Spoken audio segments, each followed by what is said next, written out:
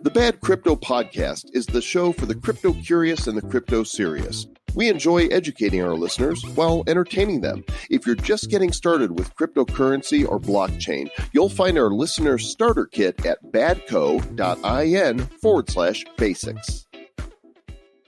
The Bitcoin rally might have happened a little too quickly, according to some crypto analysts. The Winklevi have gone on a stablecoin patent tear, and Vitalik Buterin airs his opinions on Bitcoin Cash. Some Coinbase users are having issues withdrawing more than $10 in Bitcoin each day. A Swiss ski resort is now accepting Bitcoin for taxes, and some say having Andrew Yang as president in the Oval Office is the only way the U.S. is going to move forward with Bitcoin adoption. Some of these stories are real, some of them are surreal, but they are all news as we fire up the engines for episode number 366 of the Bad Crypto Podcast. 5, 4, 3, 2, 1, 0, ignition. Who's bad?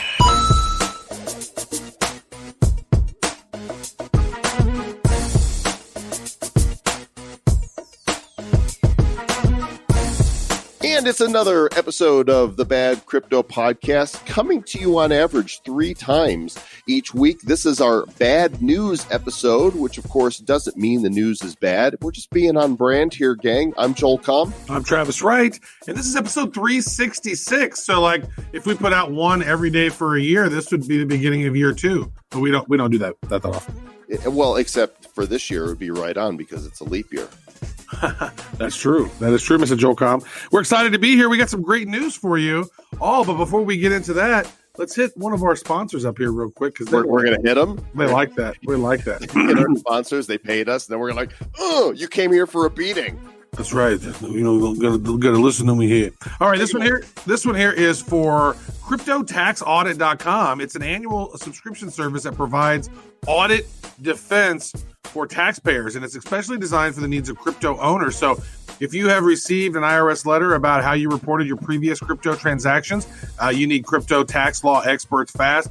Your subscription is like an insurance policy protecting you from the huge expense of defending yourself. It's very interesting. You're going to want to check it out. It's CryptoTaxAudit.com, and they are the only tax defense service designed for crypto owners, by crypto owners, for crypto owners.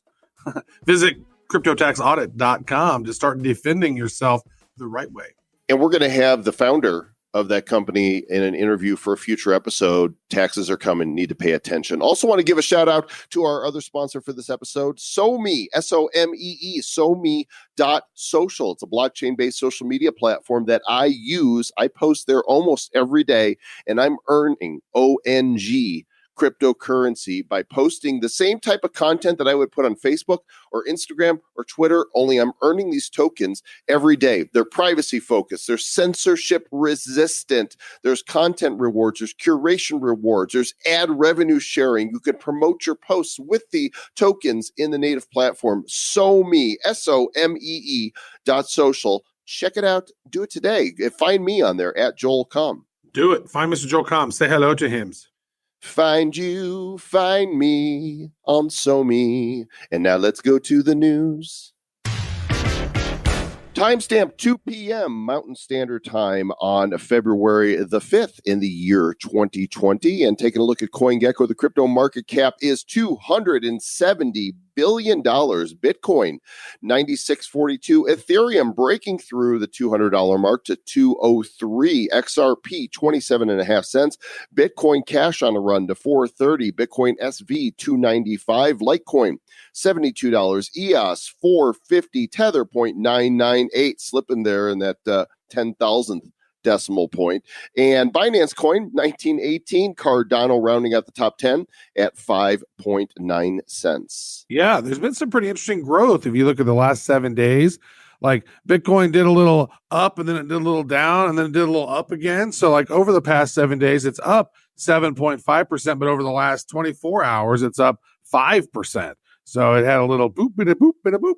And that's great. Ethereum is up almost 16%. XRP about 16% as well. Bitcoin Cash up 14% over the week. Litecoin over 19%. EOS up 10%. and Cardano up 12%. But the big movers this week was actually number 35 overall, Icon, ICX. Those bad boys went up 133% this past week, which is pretty nice. And actually, Hedera Hashcraft, that actually went up 103%. So that's a pretty big mover, I would say. BitShares is up 57%. What's up, BitShares? And privacy coin Zcoin is up 54%. And one of the ones I like, the Engine coin, Travis, is up 51%. In fact, I made a Joelcom business card using their token minting system they have there on Engine. I made 100 of them, and I sent you one. Did you get it? I believe I did. Yeah, thank you, Mr. Joelcom. And here's let me tell you what's fun about that, Travis, is when you mint on Engine, they have a certain, what do they call them? Collapsible non-fungible tokens. And that means that you can melt down that token for the value of Engine coin that it's backed by. And so my business cards are backed by 5 ENJ. So right now, Engine is at 0.133 cents, which means that business card is actually worth 66 cents, Travis. Now, do you send it to like a regular Ethereum wallet, or do you get it to okay. Yeah, so they created a protocol called the ERC 1155 protocol. So any Ethereum wallet will store them just the same, and you should be able to see it in the MetaMask address that I use for you. Mm-hmm. Perfect. Yeah, so I'm looking here. Do good. So the Engine, I got an Engine token, and there it is, Joelcom's business card right there. And that's what's really cool, man. I tell you what, we're having fun with those NFTs. We got some cool NFT stuff that we're working on right now for future events and future guests. So we're having fun with that. Well, here was the news from today. Bitcoin did hit 9,700, which I think, I saw Maddie Greenspan say that 9,600 was the key resistance he was looking for, and that 10,000 is the next stop. But we have hit a new high for 2020 here, just a little bit over a month in. Yeah, that is exciting. And you know what's interesting is that we were looking at the news yesterday and we were thinking, wow, looks like Bitcoin's going down. It went down to 9,200, and here it is today, popping up back up to 9,700. So that's one thing about Bitcoin is you never really know. It's like sometimes it's going up, sometimes it looks like the downtrend is here now, and there we go. Look, you can see on the charts, it's a downtrend starting now. Nope, here it is going back up. So maybe you bust through that 9760, as you said, pop on up past 10,000. Maybe it'll stay up above 10,000 for a while. Well, Cointelegraph contributor Michael Van de Pop, sorry if I don't have your name there properly. You've got some umlauts over your E, so I'm not sure I pronounced it right, but I'm just not umlaut ready. He says that investor FOMO, once it hits $10,000, could easily drive the price to 11.5 before there's a short-term, correction and a pullback. Also, the surge today, according to this piece, for those of you that watch the indicators, the 9,500 passing coincided with the 50-day moving average, converging with the 100-day moving average, which typically is a strong bullish signal that investors refer to as a golden cross. Yep, very good. Michael Van der Popa. What a name. Thank you. Yeah. Great. It's a mouthful. Yes. Great stuff. Love that. It's fun to see the crypto going up. People get a little happier when the crypto's going up, it seems. Crypto goes down for too long. People get a little, and then, come on, let's go on up, cryptos. It's good. One more piece here from Bloomberg Professional Services, the title of this article written by Bloomberg intelligence analyst Mike McGlone, said Bitcoin is set to continue what it's been doing, just more slowly. See, this is, and I haven't read through this whole piece. You guys can check it out in the show notes along with all the links for these articles, again, at badco.in/366. I kind of feel like the huge pops are less likely to happen because a lot more people saw that happen in 2017. They might be a little gun shy. Well, I mean, because if you look at that whole thing, we've talked about it, I don't know how many times, but from, November back to near the end of February, I mean, that thing went from like $2,000 to $5,000 to $10,000 to $20,000 to $10,000 back down to like under $10,000. Like, it was crazy how this whole thing, I think maybe nearer $8 or $7,000. It went, the market cap went so crazy. It was like this hugest blip, like just mountains of cash went in and mountains of cash came out. And like, wow, that was like the craziest 2 to 3 month swing I've ever seen. We like to see crypto going up, but honestly, if you look at the charts that go out over maximum for Bitcoin, it's really been going up ever since we hit the bottom pretty much a year ago, right? Is when we bottomed out around 3,300. And then we went up through the spring, it hit about 13,000, then came back down to, looks like about 8,000. A little deeper down to 7,000, and here we are approaching 10. Boy, this looks familiar, Travis. It does. I mean, just taking a look at it, here it is over time, what it's done over time, and then even looking at it, over the max of time from July 2013.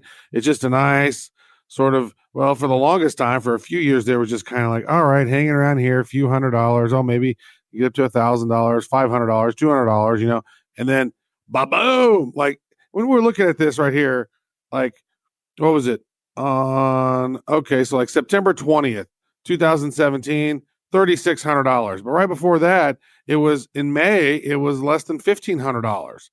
And then boom, all the way up to 20. Then it goes all the way back down to 3,200, and then all the way back up to 12, 13, and then back down to 7,000 or whatever, 6,800 or whatever it is. Now it is back up to almost 10,000 again. So it's like, all right, let's see what this does, because inevitably we really need to get up above, to be a real bull run, we need to get above that 13,000 that we hit in June of this year. Because if not, then all it does is just sort of looks like another little, dead cat bounce over time. Like if you're looking at it pulled all the way back, we can't just have it like 10,000 and go down further. That will not look good. We really need to pop up above 13,000. Nobody likes to watch dead cats bounce anyway. Mm-hmm. I mean, that's not fun. It's true. This article on Bloomberg says that Bitcoin technicals suggest that the monster rally went too far, too fast. Of course, we saw a nice run from the 8,000s as high as about 9,500, and now we're sitting on Bitcoin at around 9190. It's kind of been going sideways for the past few days here, and some people are like, maybe what drove this? Was it the concerns about the coronavirus out of China? Is it that the stock market is, influenced? By the way, I don't know if you saw this about the stock market. Did you see Tesla? Not today, no. Holy mother of bull runs. Tesla is up to like, I don't know, $800, $900. It is up 130 points today. Just crazy. Absolutely crazy. Talk about a bubble. Wow. Up 13, almost 14%, $107 it went up today. That is crazy. The Tesla bubble. So what do you think about we going to see a bigger pullback? Man, at one point it was up over $967 at the high of the day.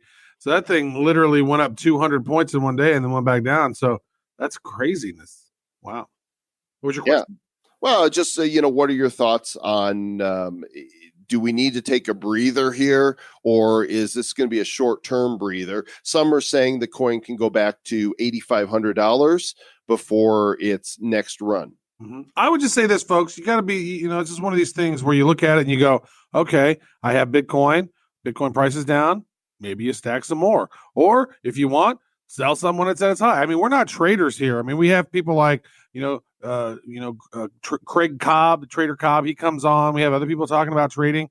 We don't necessarily trade. I think a lot of people who listen to our show, they're holding Bitcoin until it goes and it blows. And so, that's the thing is that, maybe you're going to sell it. Maybe you don't. I don't know.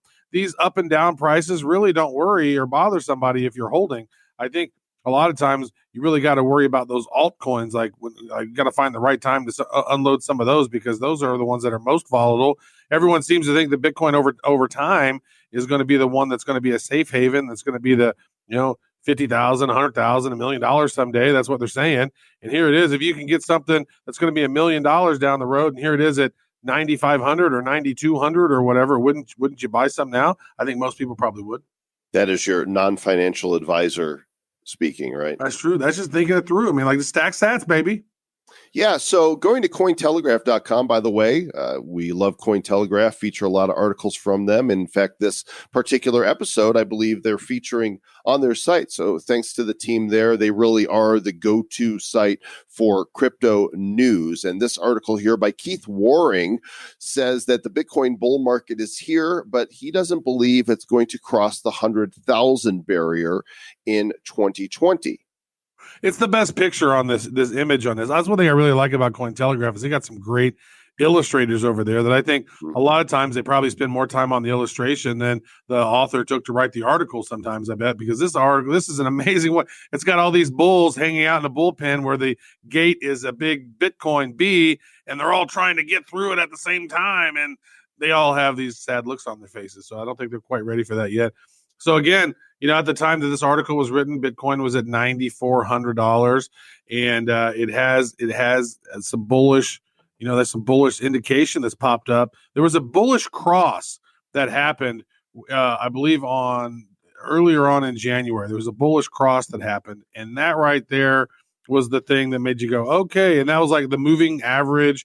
I don't know if it was the 20-day or the 50-day or the 200, but they crossed, creating a bullish cross, and then right after that, the price of cryptos, or the price of Bitcoin specifically, started going up. So it's just always fun to watch. You never know. I mean, it did go, what was it, 80-something, 8,200, 8,500, something like that, and then it gained $1,000 over the course of just a couple of weeks. Not bad. So the Bitcoin mining difficulty did increase substantially recently, and we are less than 100 days away, I believe, from the halvening. And so there's a lot of these things that are happening that could potentially change the price of crypto over time. At least maybe it's something that you're going to want to keep an eye on.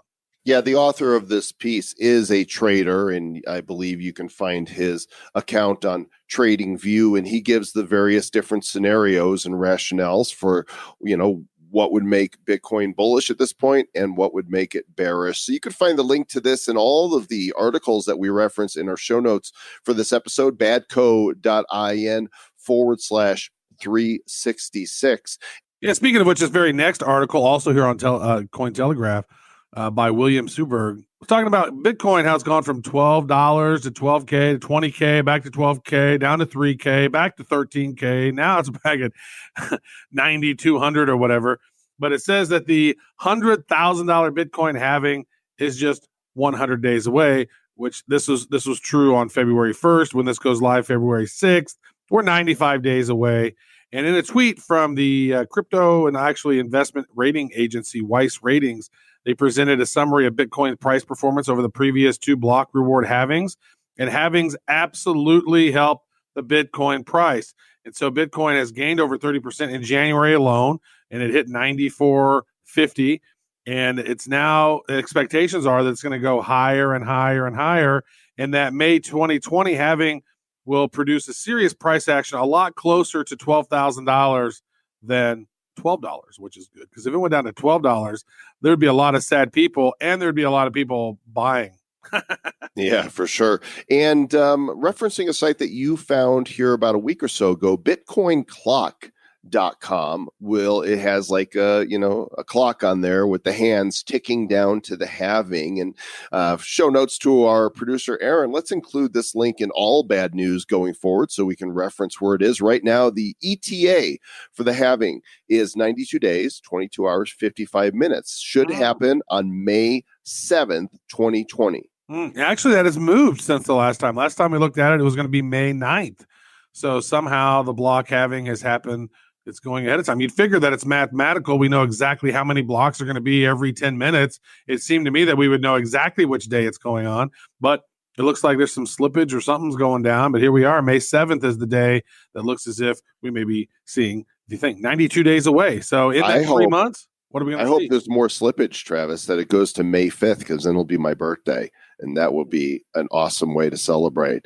Happy Halving Day. Cinco de Jolo. Sí. Bueno. Very nice.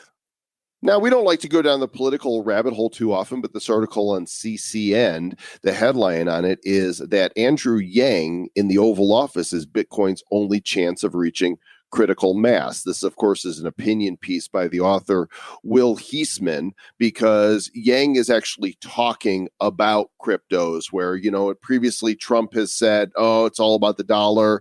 I'm not really a fan of Bitcoin. I don't hear any of the other candidates on either side really talking about it. Yang is the one that is saying that cryptocurrencies need one national framework. Mm-hmm. Yeah.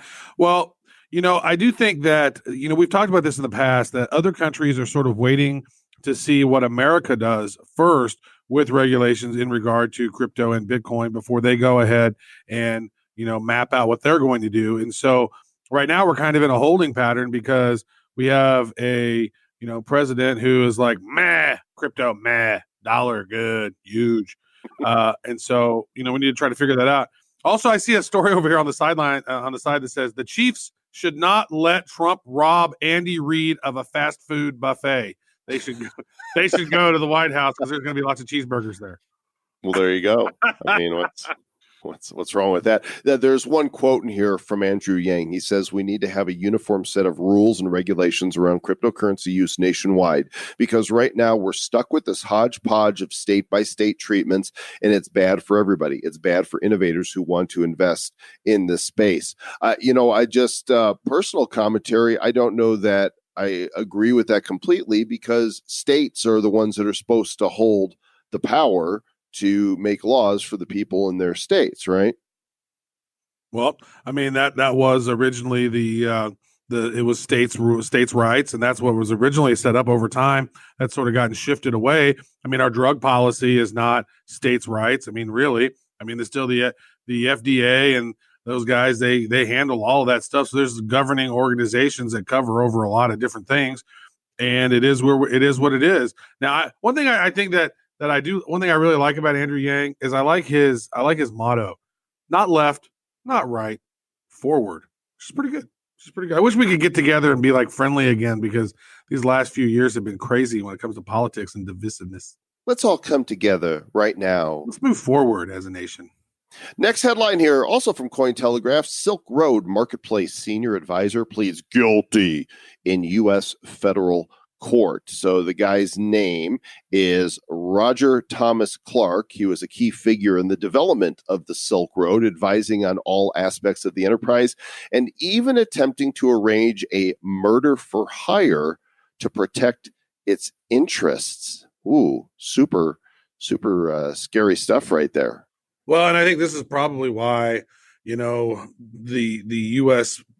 Penalty system, the U.S. court system basically threw the book at Ross Ulbricht, because there was stuff like this going on. Even though Ulbricht himself may not have been guilty of some of this, if this things was going on and the Silk Road Marketplace, admin or whatever, an operator on that was doing stuff like this, like that inevitably comes back up to them. Now, say, for example, you're eBay and somebody tries to sell a murder for hire. Well, obviously, they're going to shut that down. On a decentralized one where there's nobody who's really in charge, that stuff just flowed all right up to Ross Ulbricht, and he took the brunt of that. So how many life sentences is he serving in a row? Several. That's a lot. I think it's 3. Does he got to reincarnate and they're going to arrest him again, or what? I don't know. I just know that the crypto community has, really surrounded, saying this is really too much penalty for what he did. And even Tim Draper is calling for his release. So we will wait and see. But meanwhile, other people going to prison for Silk Road. Mm-hmm. That is true. Hey, Mr. Joe Cobb, I want to shout out to this. Now, on the 14th of February, which is Valentine's Day, you and I are going to be in Denver, because you're always there, but I'm going to come into Denver because ETH Denver is going on, which is one of the great crypto conferences, I would say, especially where it comes to builders connecting with other builders and networking and building and creating new cool things, right? Well, Vitalik Buterin is supposed to be there, and we might be able to chat with him there. But there's an interesting article here also on Cointelegraph this week from Benjamin Pyrus, who says that Vitalik Buterin says Bitcoin Cash is not Bitcoin. Hmm.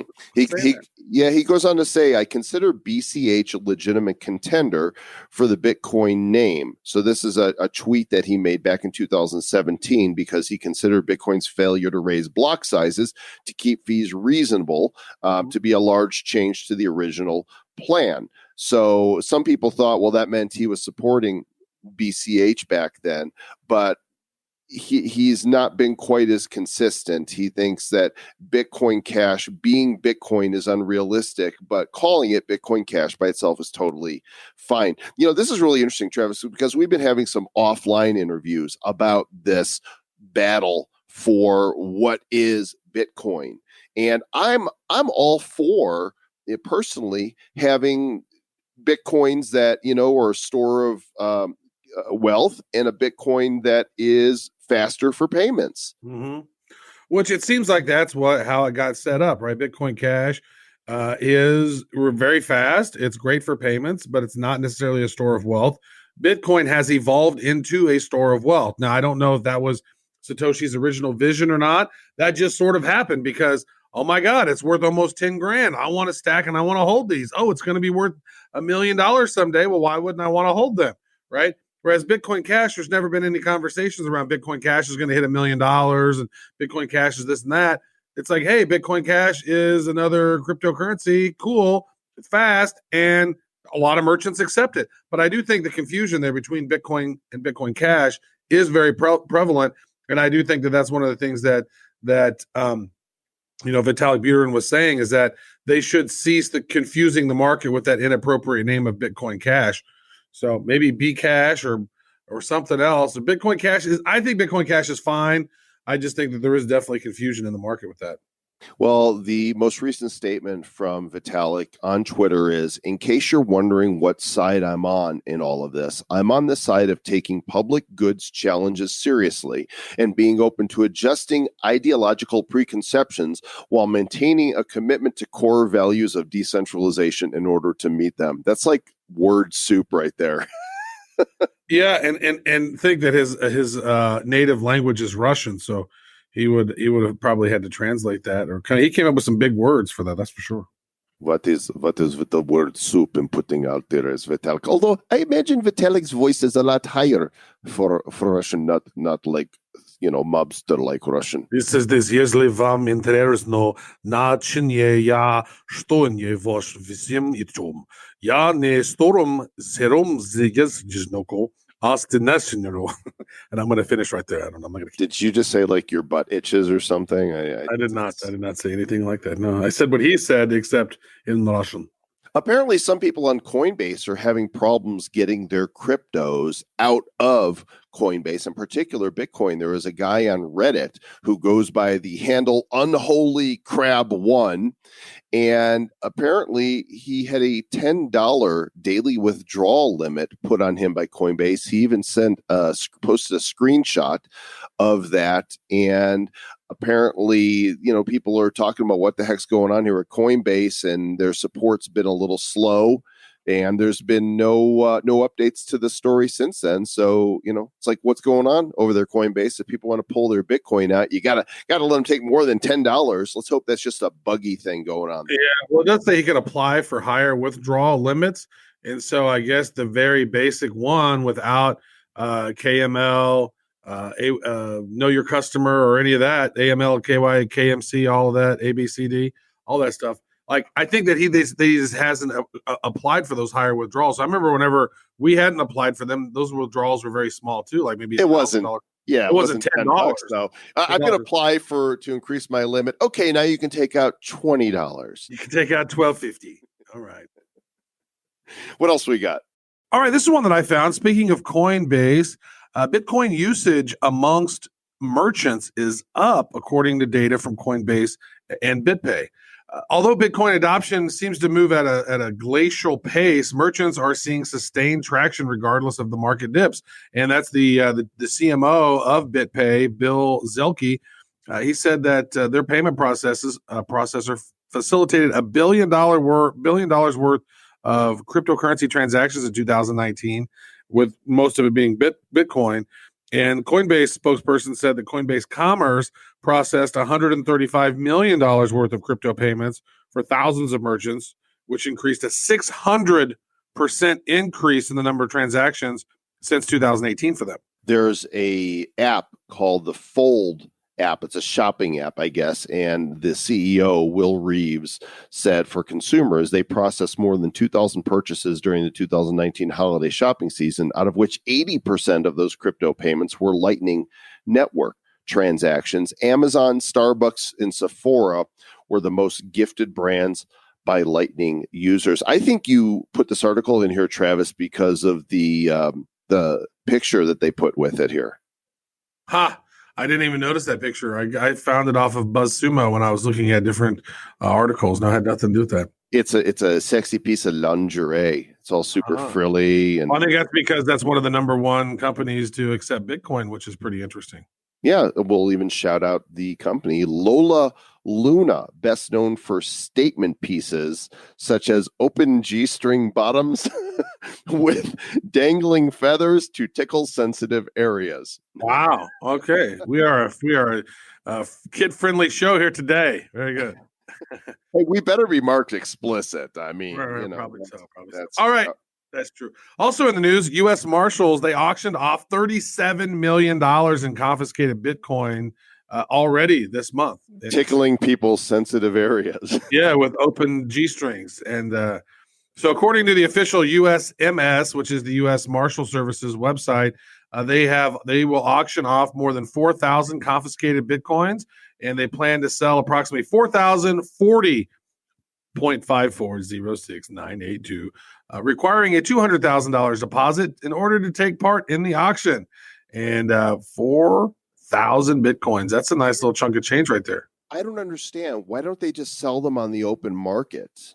I mean, if people are bidding for them, then there's a chance that can't they drive the market price down? No, they bid. They're going to bid less than the face value. They're probably by 20%. That's how Tim Draper got a lot of his Bitcoin. Right, was at one of these big auctions. But my whole point is why doesn't the government just sell them on the open market and be done? Why even have this auction?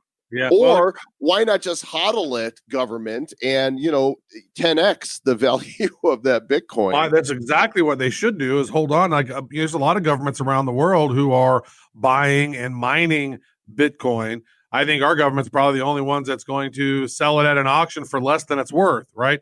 And they're doing four different series. They're doing an A block, which there's going to be 5 blocks of that at 500 Bitcoins each. And so there's going to be a total of 2,500 Bitcoins in the Series A. Series B, they're doing 100 Bitcoin per block. 10 blocks are going to be available.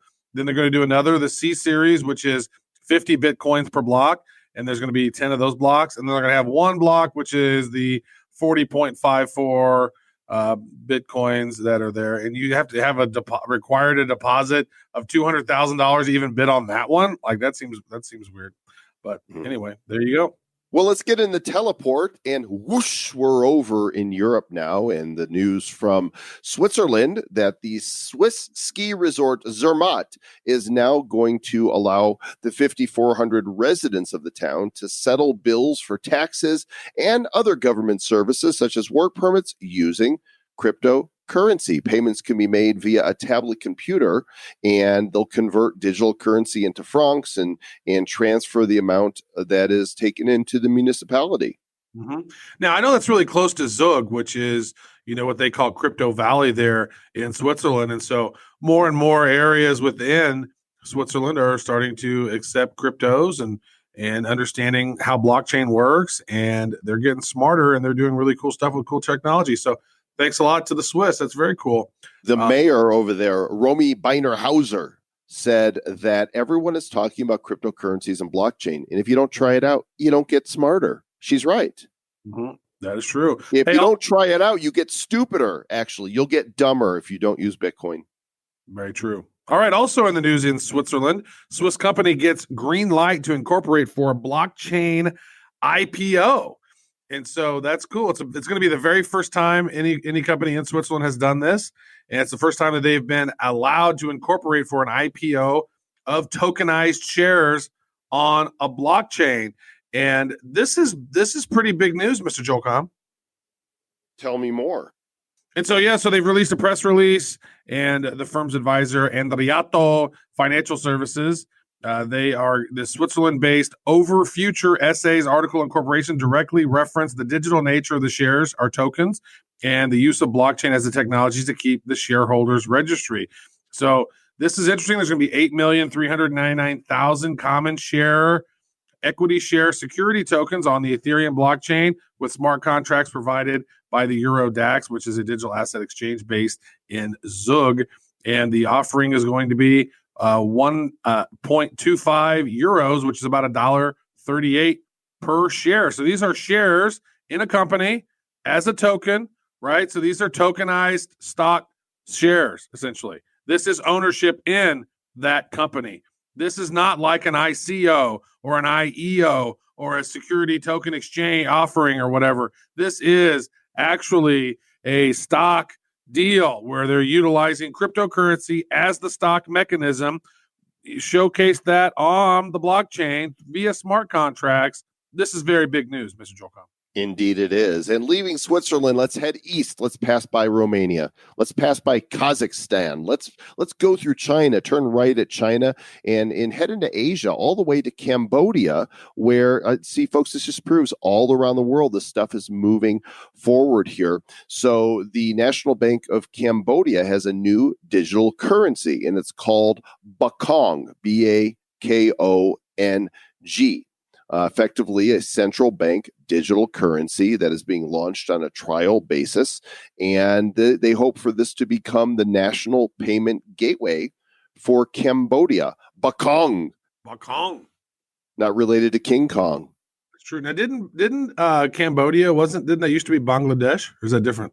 It used to be Kampuchea.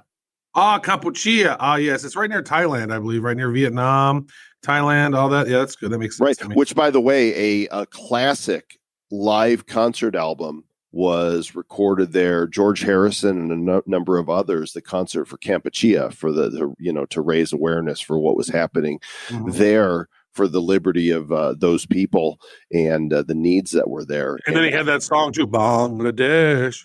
He had another concert. He have two concerts? I don't know. Maybe. He had the one concert for Bangladesh, and they had the other one for that. Yeah, George Harrison, I miss that guy. He was a very good activist and out there and helped cool stuff happen. Hey, you know what? We're in the same area of the world over here. While we're here, let's talk about Singapore.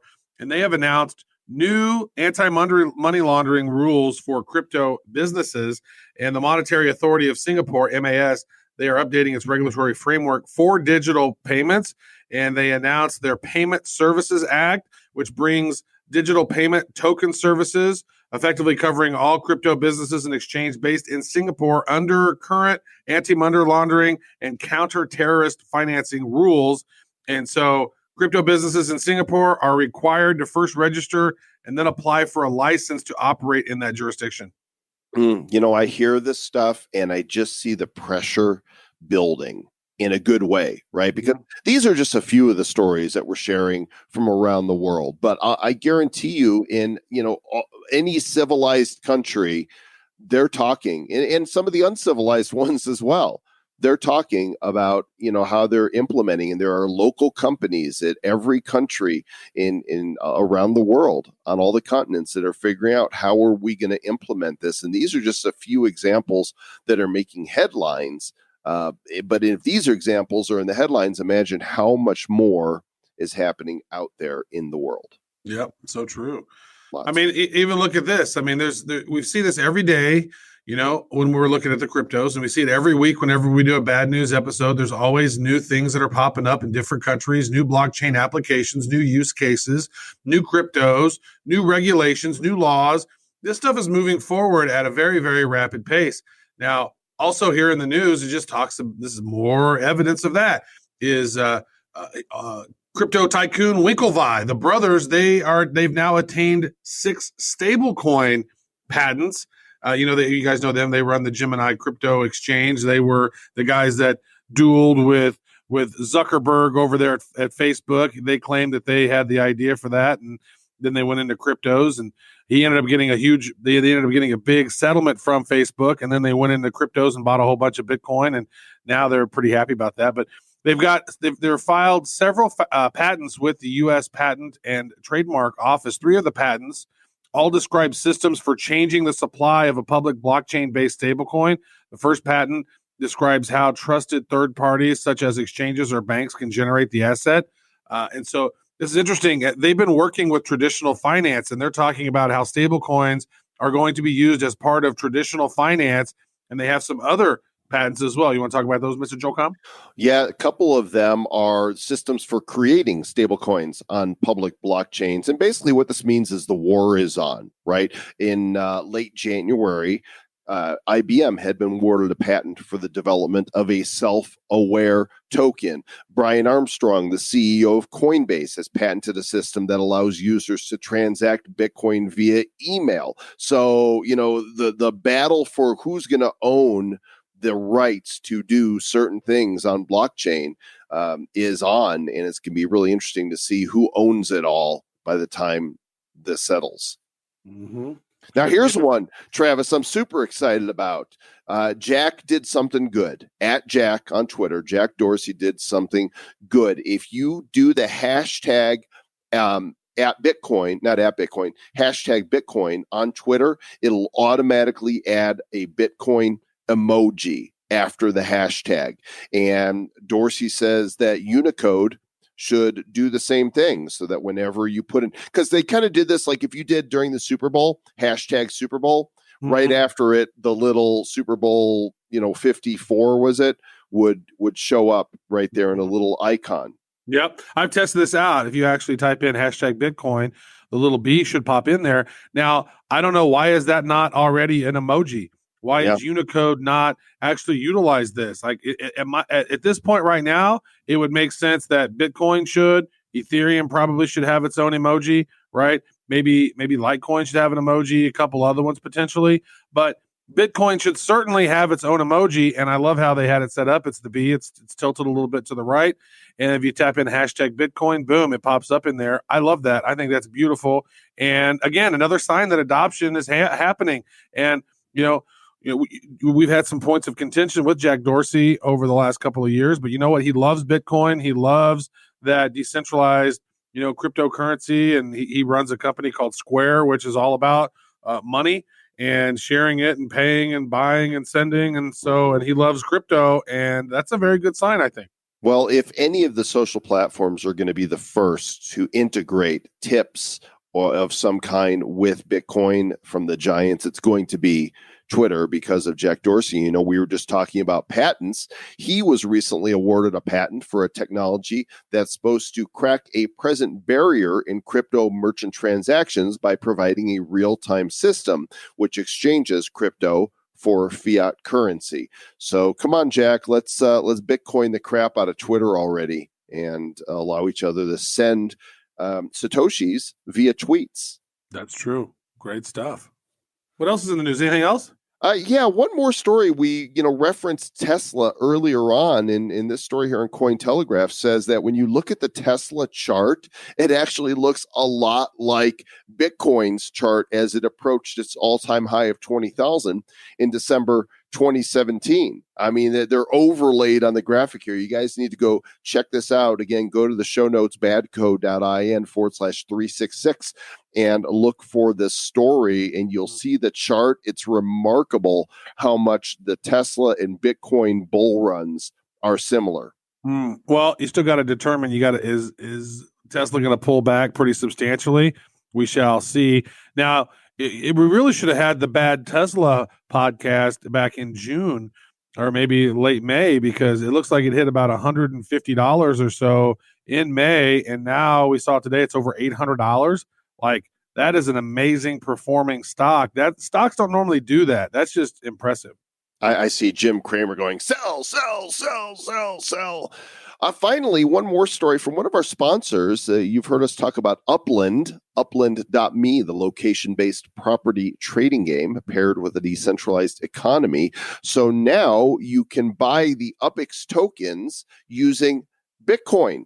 It's a new way to do it, because currently it was just, or previously, it was just buying with fiat currency. And so now they've got a crypto on-ramp, and I'm sure the crypto or fiat off-ramps will happen. And guess what, gang? Now the sign-up bonus to get started with Upland has just doubled. If you go through our link on your mobile device, okay, not in the app, not on desktop, you have to go in your mobile device, either iPhone or Android, to badco.in/upland. And if you'll go through that link, instead of getting 3,000 UPIX when you sign it up and sign in, you'll get 6,000 UPIX. That is just a special offer for citizens of the Republic of Bad Cryptopia. In case you're listening, guess what? That's you. You have an honorary citizenship, whether you know it or not. Upland.me is the official site. Badco.in/upland is where you want to go to get the double bonus. Yep, and do that as you mentioned on your mobile device. Go to that, and that will help that out. Cool deal. Great stuff, Mr. Joe Comm. That was fun. A lot of great news, a lot of interesting news, a lot of things that are moving forward in the crypto space. Always fun to see that. Always fun to chat with you about these things. Absolutely. And those of you listening, please do go subscribe, review, and share the Bad Crypto Podcast with a friend, a family member, an associate, an enemy. It's a great way to make friends of your enemies. Like you got something, going on with somebody, you're arguing, you're all like, I don't like you. I don't like you. Say, you know what? You be the one to extend the olive branch of Bad Crypto. And they'll be like, oh, you know what? I like you now. That's so friendly. Yeah, it's so nice. And we'll catch you next time. By the way, episode 367 is going to be featuring a guest we've had before who was so awesome that we had to have him back. And I'll just go ahead and tease you now. I think that there's going to be an NFT collectible announced in that episode. So you're not going to want to miss it. Coming up this Saturday. Until then, stay bad.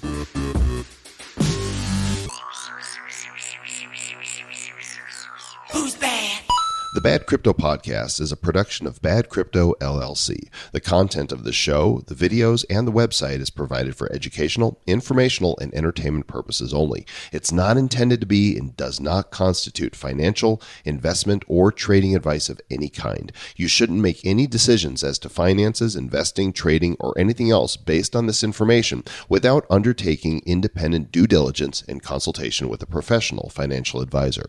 Please understand that the trading of Bitcoins and alternative cryptocurrencies have potential risks involved. Anyone wishing to invest in any of the currencies or tokens mentioned on this podcast should first seek their own independent professional financial advisor.